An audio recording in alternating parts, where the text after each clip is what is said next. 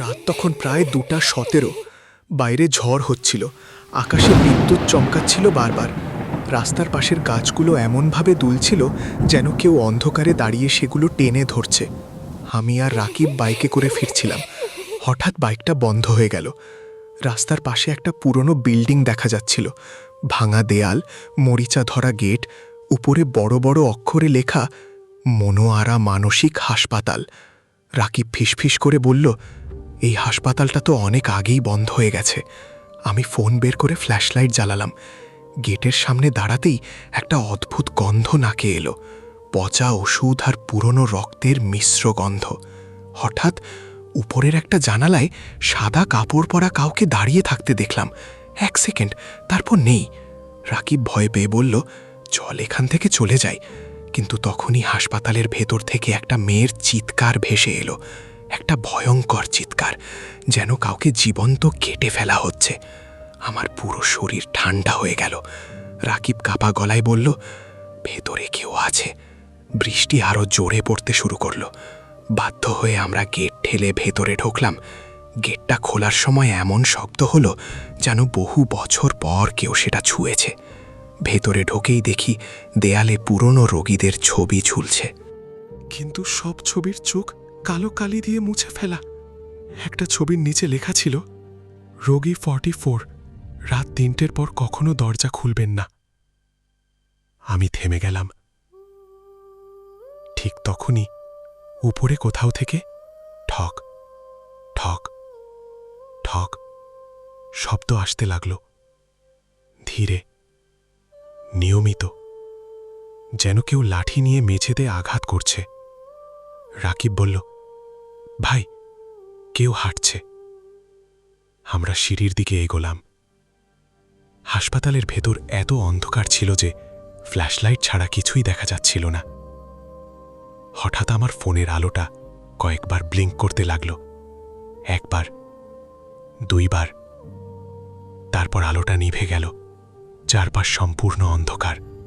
আর তখনই আমার কানের একদম পাশে কেউ ফিসফিস করে বলল, তোমরা এত রাতে এখানে কেন এসেছ?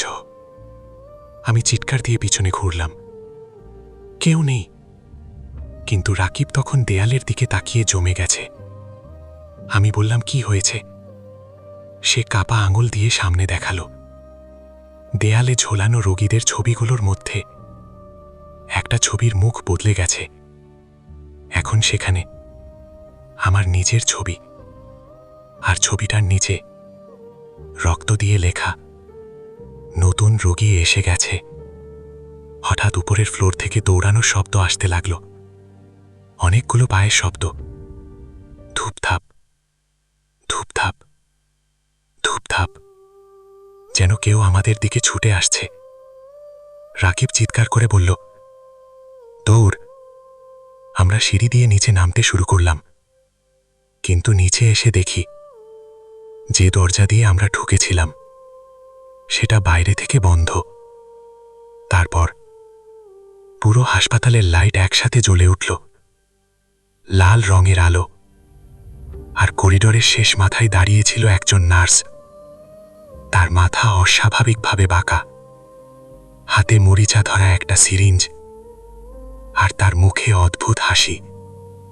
সে ধীরে ধীরে বলল, ডাক্তার তোমাদের জন্য অপেক্ষা করছে। তারপর সে নিজের মাথাটা ধীরে ধীরে 360 ডিগ্রি ঘুরিয়ে ফেলল। নার্সটার মাথা ঘোরানো শেষ হতেই করিডোরের সব লাইট একসাথে নিভে গেল। চারপাশ আবার অন্ধকার, শুধু দূরে কোথাও একটা লাল এমার্জেন্সি লাইট জ্বলছিল। আমি আর রাকিব দেয়ালের সাথে পিঠ ঠেকিয়ে দাঁড়িয়েছিলাম। দুজনের নিঃশ্বাস এত জোরে চলছিল, মনে হচ্ছিল হাসপাতালের ভেতর সবাই শুনতে পাচ্ছে। হঠাৎ ঠিক ঠিক ঠিক কাছাকাছি কোথাও থেকে ঘড়ির শব্দ আসতে লাগলো। কিন্তু এই হাসপাতালে তো কোনো বিদ্যুৎ থাকার কথা না। রাকিব কাঁপা গলায় বলল, ওই নার্সটা কোথায় গেল? আমি ফ্ল্যাশলাইট জ্বালানোর চেষ্টা করলাম, কাজ করছিল না। ঠিক তখনই করিডোরের শেষ মাথায় একটা হুইল চেয়ার নিজে নিজে নড়তে শুরু করল, ধীরে ধীরে। তারপর হঠাৎ প্রচণ্ড গতিতে আমাদের দিকে আসতে লাগলো। রাকিব চিৎকার দিয়ে পাশে লাফ দিল। হুইল চেয়ারটা আমাদের মাঝখান দিয়ে চলে গিয়ে দেয়ালে আঘাত করল। থাম! কিন্তু সবচেয়ে ভয়ঙ্কর জিনিসটা তখনও বাকি ছিল। হুইল চেয়ারটার উপর কেউ বসেছিল, একটা ছোট মেয়ে। তার মুখের চামড়া অর্ধেক গলে গেছে, দুই চোখ পুরো কালো, আর ঠোঁট কাটা অবস্থায় সে হাসছিল। সে ফিসফিস করে বলল, তোমরা কি ডাক্তারকে দেখেছ? তারপর নিজের মাথাটা ধীরে ধীরে উল্টো দিকে ঘুরিয়ে ফেলল। রাকিব ভয়ে কাঁদতে শুরু করল। আমি তাকে ধরে টেনে পাশের একটা রুমে ঢুকে দরজা বন্ধ করে দিলাম। রুমটা সম্ভবত অপারেশন থিয়েটার ছিল। চারদিকে মরিচা ধরা সার্জিক্যাল টুলস পড়ে আছে, দেয়ালে শুকনো রক্তের দাগ। হঠাৎ টেবিলের ওপর একটা ক্যাসেট প্লেয়ার নিজে চালু হয়ে গেল। করকরে আওয়াজের পর একজন মানুষের কণ্ঠ শোনা গেল। পরীক্ষা নম্বর 13 সফল হয়নি। রোগীরা মারা যাচ্ছে, কিন্তু তারা আবার ফিরে আসছে। আমার বুকের ভেতর ধরফর শুরু হয়ে গেল। টেপ থেকে আবার শব্দ এলো। ডাক্তার রাশেদ মৃত রোগীদের ওপর পরীক্ষা চালাচ্ছেন। আজ রাত 3টের পর সবাইকে নিচের বেসমেন্টে নেওয়া হবে। তারপর হঠাৎ ক্যাসেটটা বন্ধ হয়ে গেল। 1 সেকেন্ড নীরবতা। তারপর আমাদের ঠিক দরজার বাইরে থেকে ধীরে ধীরে কেউ বলল, রোগী 2 জন ভেতরে আছে। আমার শরীর জমে গেল। দরজার নিচ দিয়ে কারো ছায়া দেখা যাচ্ছিল। ধীরে ধীরে একটা সিরিঞ্জ দরজার নিচ দিয়ে ভেতরে ঢুকল। সিরিঞ্জের ভেতরে কালো রঙের তরল। তারপর বাইরে থেকে সেই নার্সের হাসির শব্দ শোনা গেল। হি! রাকিব ফিসফিস করে বলল, ওরা আমাদের মেরে ফেলবে। ঠিক তখন অপারেশন থিয়েটারের কোণের পর্দার পেছন থেকে কেউ কাঁদতে শুরু করল। একটা মেয়ের কান্না। ধীরে ধীরে আমি পর্দার দিকে এগোলাম। হাত বাড়িয়ে পর্দাটা সরাতেই দেখলাম একটা মেয়ে মেঝেতে বসে আছে। হাসপাতালের রোগীদের পোশাক পরা, চুল পুরো মুখ ঢেকে রেখেছে। সে কাঁপা গলায় বলল, তোমরা যদি বাঁচতে চাও তাহলে এখনই পালাও। ডাক্তার 3টের পর আসে। আমি জিজ্ঞেস করলাম, ডাক্তার কে? মেয়েটা ধীরে ধীরে মুখ তুলল, আর তখনই দেখি তার 2 চোখ নেই, শুধু রক্তাক্ত ফাঁকা গর্ত। সে কাঁদতে কাঁদতে বলল, কারণ ডাক্তার আমার চোখ নিয়ে গেছে। ঠিক তখনই হাসপাতালের পুরো বিল্ডিং কেঁপে উঠল। উপরে কোথাও ভারী কিছু টেনে আনার শব্দ। তারপর স্পিকার থেকে ভেসে এলো ভাঙা গলা, সব রোগী প্রস্তুত হও, ডাক্তার এসে গেছে। হঠাৎ অপারেশন থিয়েটারের দরজায় প্রচণ্ড জোরে আঘাত পড়তে শুরু করলো। থাম, থাম, থাম! আর বাইরে থেকে সেই নার্স চিৎকার করে বলছিল, দরজা খোলো, ডাক্তার অপেক্ষা করছে। দরজায় আঘাতের শব্দ ক্রমেই বাড়ছিল। দাম, দাম, দাম! মনে হচ্ছিল দরজাটা যে কোনো মুহূর্তে ভেঙে যাবে। রাকিব কোণের দিকে সরে গিয়ে কাঁপতে কাঁপতে বলল, আমরা এখান থেকে বের হতে পারবো না। হঠাৎ সেই অন্ধ মেয়েটা আমার হাত শক্ত করে ধরে ফিসফিস করে বলল, চুপ, ওরা শব্দ শুনতে পায়। 1 সেকেন্ডের জন্য সবকিছু থেমে গেল। দরজার আঘাতও বন্ধ। পুরো হাসপাতাল অস্বাভাবিক নীরব। তারপর করিডর থেকে ধীরে ধীরে ভারী জুতার শব্দ ভেসে এলো। ঠক, ঠক, ঠক! প্রতি পদক্ষেপে যেন মেঝে কেঁপে উঠছিল। অন্ধ মেয়েটা হঠাৎ আতঙ্কে কাঁপতে শুরু করলো। সে কাঁদতে কাঁদতে বলল, ডাক্তার! আমার বুকের ভেতরটা বরফ হয়ে গেল। দরজার নিচ দিয়ে একটা ছায়া দেখা গেল, অস্বাভাবিক লম্বা, মানুষের মতো, কিন্তু পুরো মানুষ না। তারপর দরজার বাইরে থেকে গভীর একটা গলা শোনা গেল, নতুন রোগীরা এসেছে বুঝি? গলাটা শুনেই মনে হচ্ছিল মৃত কেউ কথা বলছে। আমি নিঃশ্বাস বন্ধ করে দাঁড়িয়ে রইলাম। তারপর ধীরে ধীরে দরজার হ্যান্ডেল নিচে নিচে ঘুরতে শুরু করলো। Catch, catch! কিন্তু দরজা লকড ছিল। বাইরে কয়েক সেকেন্ড নীরবতা। তারপর সেই গলা আবার বলল, দরজা বন্ধ করে লাভ নেই। হঠাৎ অপারেশন থিয়েটারের লাইট একসাথে জ্বলে উঠল। চোখ ধাঁধানো সাদা আলো, আর সেই আলোতে আমরা যা দেখলাম আমার আজও দুঃস্বপ্নে আসে। অপারেশন টেবিলের উপর একটা মৃতদেহ পড়েছিল, যেটা একটু আগেও সেখানে ছিল না। মৃতদেহটার পেট কাটা, ভেতরের সব অঙ্গ বের করা, কিন্তু সবচেয়ে ভয়ঙ্কর ব্যাপার, লোকটার চোখ খোলা, আর সে সরাসরি আমার দিকে তাকিয়েছিল। হঠাৎ মৃতদেহটার ঠোঁট নড়ল। পালাও! তারপর পুরো শরীরটা হঠাৎ কাঁপতে শুরু করল। ধীরে ধীরে সে অপারেশন টেবিল থেকে উঠে বসল। হাড় ভাঙার শব্দ, কট কট কট। তার মাথাটা অস্বাভাবিকভাবে বাঁকা হয়ে গেল। রাকিব ভয় পেয়ে চিৎকার দিল, আর সেই চিৎকারের সাথে সাথে দরজার বাইরে থাকা জিনিসটা প্রচণ্ড জোরে দরজায় আঘাত করল। থাম! দরজার মাঝখানে ফাটল ধরে গেল। ফাটলের ভেতর দিয়ে আমি যা দেখলাম, একটা বিশাল চোখ, পুরো কালো, মানুষের চোখ না, সেটা আমাদের দিকে তাকিয়েছিল। তারপর সেই ভয়ঙ্কর গলা বলল, আমি তোমাদের চিকিৎসা করব। অন্ধ মেয়েটা হঠাৎ চিৎকার করে উঠল, পিছনের দরজা দিয়ে যাও, তাড়াতাড়ি। আমি রাকিবকে ধরে পিছনের ছোট দরজার দিকে দৌড় দিলাম। ঠিক তখন অপারেশন টেবিলের মৃতদেহটা লাফ দিয়ে মেঝেতে নেমে এলো। তার হাত পা উল্টো দিকে বাঁকানো, মাকড়সার মতো হামাগুড়ি দিয়ে সে আমাদের দিকে আসতে লাগলো। তার মুখ থেকে কালো তরল বের হচ্ছিল। সে বিকৃত গলায় বলছিল, ডাক্তার কাউকে যেতে দেয় না। আমরা পিছনের দরজা খুলে ভেতরে ঢুকলাম। নিচে নামার সিঁড়ি, অন্ধকার বেসমেন্ট। পেছনে দরজা বন্ধ করতেই ওপরে প্রচণ্ড চিৎকার শুরু হলো। নার্সের হাসি, রোগীদের কান্না, আর সেই ডাক্তারের ভারী গলা, ওরা নিচে নেমে গেছে। বেসমেন্টের ভেতর এত ঠান্ডা ছিল যে নিঃশ্বাস থেকে ধোঁয়া বের হচ্ছিল। দেয়ালে ঝোলানো ছিল অসংখ্য মরিচা ধরা চেন, আর মেঝেতে ছড়িয়েছিল পুরনো পেশেন্ট ফাইল। আমি একটা ফাইল তুলে নিলাম। তার উপর লেখা, বিশেষ রোগী, মৃত্যু হয়নি। ঠিক তখন বেসমেন্টের শেষ মাথায় একটা দরজা নিজে নিজে খুলে গেল। ক্যাচ! ভেতর থেকে লাল আলো বের হচ্ছিল, আর সেই আলোর মাঝে কেউ দাঁড়িয়েছিল। খুব লম্বা একজন মানুষ, সাদা ডক্টর কোট পরা, কিন্তু তার মাথা ছিল না। তার কাটা গলার ভেতর থেকে ধীরে ধীরে কালো ধোঁয়া বের হচ্ছিল, আর তার হাতে ছিল একটা রক্তমাখা করাত। মাথাবিহীন ডাক্তারটা ধীরে ধীরে আমাদের দিকে হাঁটতে শুরু করল। ঠক ঠক ঠক। তার হাতে ধরা রক্তমাখা করাতটা মেঝেতে ঘষা খাচ্ছিল। সেই শব্দ শুনেই শরীরের লোম দাঁড়িয়ে যাচ্ছিল। রাকিব আমার হাত চেপে ধরে ফিসফিস করে বলল, ওটা মানুষ না।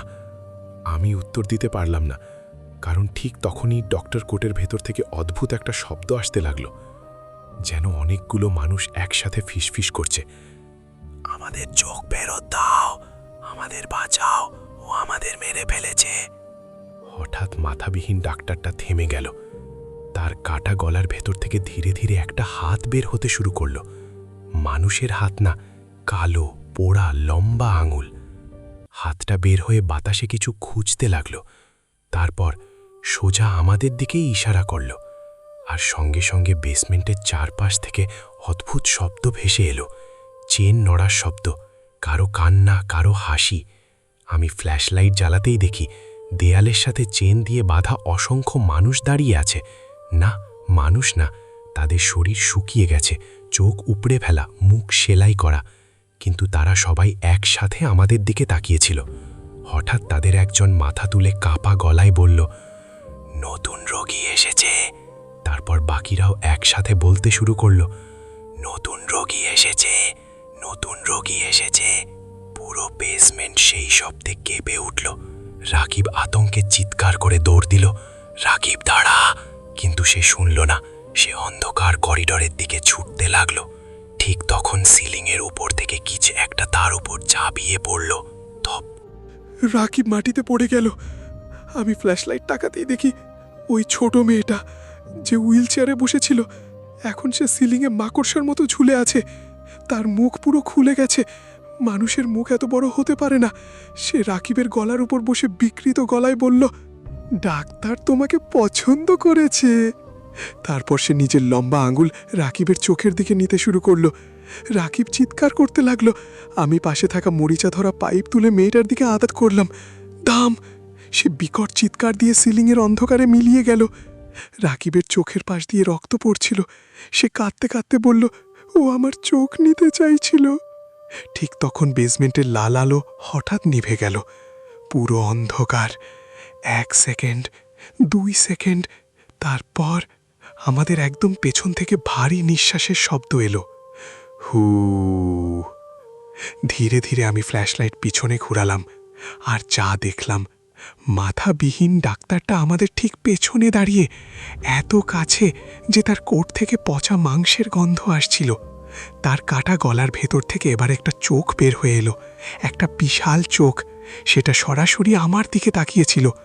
তারপর সেই চোখের নিচে ধীরে ধীরে একটা মুখ তৈরি হলো, আর সেই মুখটা হাসতে শুরু করলো। অপারেশন শুরু করা যাক। হঠাৎ চারপাশে চেনগুলো নিজে নিজে নড়তে শুরু করলো, ঝান ঝান ঝান। একটা চেন উড়ে এসে আমার হাত জড়িয়ে ধরল, আর একটা রাকিবের পায়ে পেঁচিয়ে গেল। আমরা মাটিতে পড়ে গেলাম। ডাক্তারটা ধীরে ধীরে করাতটা তুলে ধরল। করাতের দাঁত থেকে টপ টপ করে রক্ত পড়ছিল। ঠিক তখনই করিডোরের দূরে একটা দরজা খুলে গেল, সাদা আলো।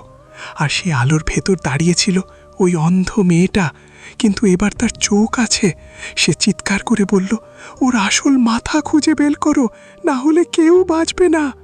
তারপর পুরো বেসমেন্ট কেঁপে উঠল, দেয়াল থেকে রক্ত পড়তে শুরু করলো, আর হাসপাতালের স্পিকার থেকে ভেসে এলো অসংখ্য মানুষের চিৎকার। 3টে বেজে গেছে। 3টা বেজে গেছে। চারদিকে মানুষের চিৎকার, দেয়াল বেয়ে রক্ত গড়িয়ে পড়ছে, আর মাথাবিহীন ডাক্তারটা ধীরে ধীরে করাত নিয়ে আমাদের দিকে এগিয়ে আসছে।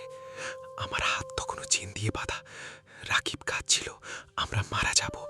ঠিক তখনই অন্ধ মেয়েটা আবার চিৎকার করে বলল, ওর মাথা অপারেশন রুমে লুকানো আছে, ওটা ধ্বংস করলেই সব শেষ হবে। হঠাৎ বেসমেন্টের লাইট আবার ব্লিঙ্ক করতে শুরু করলো, 1বার 2বার, তারপর পুরো হাসপাতাল কেঁপে। মাথাবিহীন ডাক্তারটা যেন নড়বে। সে বিকট গলায় চিৎকার করলো, কেউ আমার মাথা স্পর্শ করবে না। তার গলার ভেতরে চোখটার আগে বড় হয়ে গেল। ঠিক তখন চেনগুলো কয়েক সেকেন্ডের জন্য ঢিলে হয়ে গেল। আমি পুরো শক্তি দিয়ে হাত ছাড়িয়ে ফেললাম। তারপর রাকিবকে টেনে তুলে করিডোরের দিকে দৌড় দিলাম। পেছন থেকে ডাক্তারের ভারী পায়ের শব্দ আসছিল, ঠক ঠক ঠক। মনে হচ্ছিল পুরো হাসপাতাল আমাদের পেছনে দৌড়াচ্ছে। আমরা সিঁড়ি বেয়ে উপরে উঠতে লাগলাম। উঠেই দেখি পুরো করিডোর রুগীতে ভরা। সাদা পোশাক পরা মৃত মানুষ, কারো চোখ নেই, কারো মুখ সেলাই করা, কারো হাত পা উল্টো দিকে বাঁকানো। তারা সবাই ধীরে ধীরে আমাদের দিকে ঘুরে তাকালো, তারপর একসাথে বলতে শুরু করলো, ডাক্তার তোমাদের যেতে দেবে না। হঠাৎ করিডোরের সব লাইট লাল হয়ে গেল, আর দূরে অপারেশন রুমের দরজাটা নিজে নিজে খুলে গেল। ভেতর থেকে ঠান্ডা বাতাস বের হচ্ছিল। আমরা দৌড়ে ভেতরে ঢুকলাম। অপারেশন রুমের মাঝখানে একটা পুরনো স্টিল টেবিল, আর তার উপর একটা মানুষের মাথা রাখা, ডাক্তারের মাথা, কিন্তু সেটা এখনো জীবিত, চোখ খোলা, মুখে ভয়ঙ্কর হাসি। মাথাটা আমাদের দেখেই বলল, অনেক দেরি করে ফেলেছ। হঠাৎ মাথাটার চোখ দুটো কালো হয়ে গেল, আর পুরো রুমের দেয়ালের ছায়াগুলো নড়তে শুরু করলো। রাকিব চিৎকার করে বলল, এটা শেষ কর।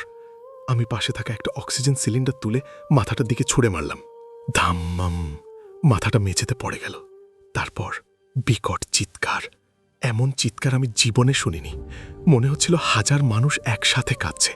ঠিক তখন অপারেশন রুমের দরজায় মাথাবিহীন ডাক্তারটা এসে দাঁড়ালো।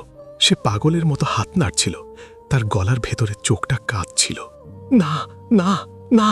আমি ফ্লোর থেকে একটা লাইটার তুলে নিলাম, তারপর কাপা হাতে ডাক্তারের মাথার ওপর আগুন ধরিয়ে দিলাম। মাথাটা আগুনে জ্বলতে শুরু করলো, আর সাথে সাথে পুরো হাসপাতাল কাঁপতে লাগলো। দেয়াল ফেটে যাচ্ছে, লাইট এক্সপ্লোড করছে, চারপাশ থেকে রোগীদের চিৎকার ভেসে আসছে। মাথাবিহীন ডাক্তারটা ভয়ঙ্কর চিৎকার করে নিজের শরীর ছিঁড়তে শুরু করলো। তারপর হঠাৎ সব শান্ত, পুরো হাসপাতাল অন্ধকার হয়ে গেল। কয়েক সেকেন্ড নীরবতা, তারপর দূরে কোথাও দরজা খোলার শব্দ, মূল গেট। আমি আর রাকিব আর 1 সেকেন্ডও দাঁড়াইনি, দৌড়ে হাসপাতাল থেকে বেরিয়ে এলাম। বাইরে তখন ভোর হয়ে গেছে, বৃষ্টি থেমে গেছে। আমরা রাস্তার পাশে হাঁপাতে হাঁপাতে বসে পড়লাম। রাকিব কাঁপা গলায় বলল, সব শেষ তাই না? আমি উত্তর দিলাম না, কারণ ঠিক তখনই আমার ফোনে একটা নোটিফিকেশন এলো, আননোন নাম্বার। আমি কাঁপা হাতে মেসেজটা খুললাম।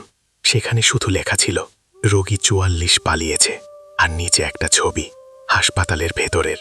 ছবিতে আমি আর রাকিব দাঁড়িয়ে আছি, কিন্তু আমাদের ঠিক পেছনে সেই মাথাবিহীন ডাক্তারটা দাঁড়িয়ে, তার হাতে নতুন একটা মাথা, আর সেটা রাকিবের। শেষ। হ্যালো বন্ধুরা, আজকে এই পর্যন্তই। দেখা হবে পরবর্তী ভিডিওর মাধ্যমে। যদি আপনাদের কিছু বলার থাকে তাহলে কমেন্ট করে জানাবেন।